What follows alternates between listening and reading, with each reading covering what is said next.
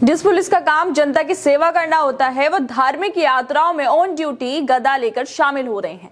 एक तरफ संभल में मुस्लिम प्रदर्शन करते हैं तो पुलिस वाले गोलियां चलाते हैं, और दूसरी तरफ संभल के सीओ अनुज चौधरी रथ यात्रा में शामिल हो रहे हैं। वो रथ यात्रा के आगे आगे चलते हैं, वर्दी पहने कर कसम संविधान की खाते हैं, लेकिन काम इनका पूजा पाठ करना है। वर्दी पहनकर ऑन ड्यूटी संभल में यात्रा निकालते हैं, कभी मंदिरों की खोज करते हैं, मंदिरों की सफाइयां करते हैं, और अब धूमधाम से अनुज चौधरी हाथ में गदा लेकर आगे आगे रथ यात्रा में चल रहे हैं। सड़क सुरक्षा फोर्स पंजाब जीवन रक्षा के लिए प्रतिबद्ध 24 घंटे। मात्र 1 साल में सड़क दुर्घटना में होने वाली मृत्यु में लगभग 50% की कमी। कुछ समय पहला मेरे भरा ਦਾ ਐਕਸੀਡੈਂਟ ਹੋਇਆ ਸੀ। ਸੜਕ ਸੁਰੱਖਿਆ ਫੋਰਸ ਨੂੰ ਕਾਲ ਕੀਤਾ 112 ਨੰਬਰ ਤੇ। ਵਿਦਿਨ 5 ਮਿੰਟਾਂ ਦੇ ਵਿੱਚ ਇਹਨਾਂ ਨੇ ਆ ਕੇ ਮੇਰੇ ਭਰਾ ਦੀ ਜਾਨ ਬਚਾਈ। ਜੇ ਉਹ ਨਾ ਮੈਨੂੰ ਉੱਥੋਂ ਚੱਕਦੇ ਤਾਂ ਹੋ ਸਕਦਾ ਸੀ ਮੇਰੀ ਮੌਤ ਹੋ ਜਾਂਦੀ। मुख्यमंत्री भगवंत सिंह मान की कोशिशों से अपना पंजाब बन रहा है रंगला पंजाब। मगर संभल की मस्जिद में नमाज पढ़ने के लिए यही संभल का प्रशासन पाबंदियां लगाता है। कई सारी प्रक्रियाओं से गुजरना पड़ता है नमाज पढ़ने के लिए, लेकिन जब रथ यात्रा संभल से निकलती है तो खूब ढोल नगाड़े बजाए जाते हैं। पुलिस वाले खुशी खुशी शामिल होते हैं। आखिर जिस पुलिस का काम सब लोगों के लिए निष्पक्ष होकर फैसले देना है, क्या वही संभल का प्रशासन निष्पक्ष है?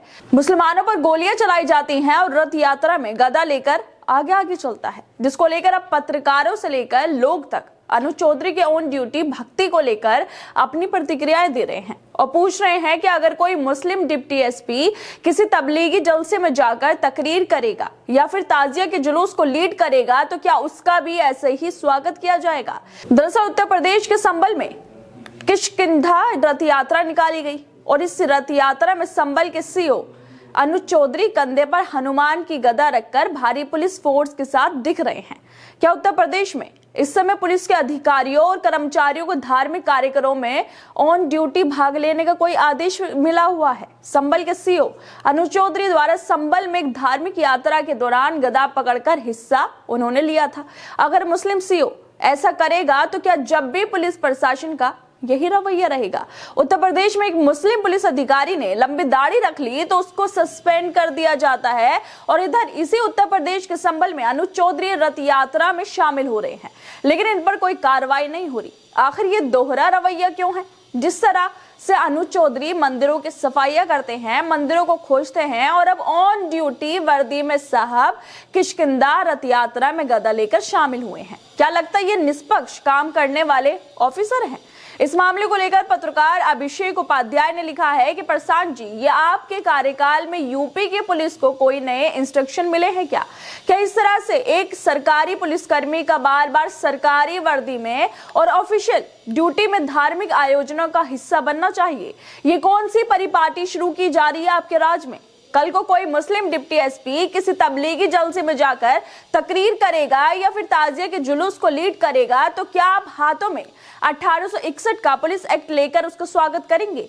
कभी सोचिएगा कि इस उत्तर प्रदेश को पुलिसिंग का कौन सा भविष्य दिया जा रहा है? कि केंद्रीय गृह मंत्रालय से लेकर आपके पुलिस की किसी नियमावली में ऐसी गतिविधियों की जगह है, या फिर इस दौर में कोई खास किस्म की अघोषित नियमावली तैयार की गई है? वैसा हो सकता है कि उत्तर प्रदेश में नए तरीकों से अब पुलिस वाले काम करें। वो संविधान की रक्षा करने की जगह धार्मिक जुलूसों में शामिल होने की कस्में खाएं, मंदिरों को ढूंढने की कस्में खाएं। जिस संभल में मस्जिद का सर्वे करने वाली टीम ढोल नगाड़ों के साथ जाती है, मस्जिद में नमाज पढ़ने पर सख्ती की जाती हो, गोलियां चलाई जाती हो, कितने मुसलमानों की जान चली जाती हो, पुलिस वाले मस्जिद के सामने चौकी बनाने का ऐलान करते हो, उसी संभल में कर्नाटक के किष्किंधा से निकली हनुमान यात्रा पहुंच जाती है, लेकिन उस पर कोई रोक नहीं लगाई जाती। रोक लगाना तो बहुत दूर की बात है। अनुज चौधरी जो संवैधानिक पद पर बैठे हैं, वो इस यात्रा में खुद शामिल होते हैं, हाथों में गदा थामे पूरी यात्रा में आगे आगे चलते हैं, और जब यही यात्रा संभल से सपा सांसद जियाउर रहमान वर्ग के घर के सामने पहुंचती है तो पूरा इलाका राम भजनों से गूंज उठता है। लेकिन अनुज चौधरी को कोई दिक्कत नहीं होती, कोई कानून व्यवस्था का ख्याल नहीं आता। लेकिन मस्जिद के मामले में सारी कानून व्यवस्था अनुज चौधरी को याद आने लगती है, जिसके बाद लोगों ने सोशल मीडिया पर यह भी लिखा है कि शाही जामा मस्जिद में नमाज जुमा अदा करने के लिए कई सारी प्रक्रियाओं से गुजरना पड़ता है।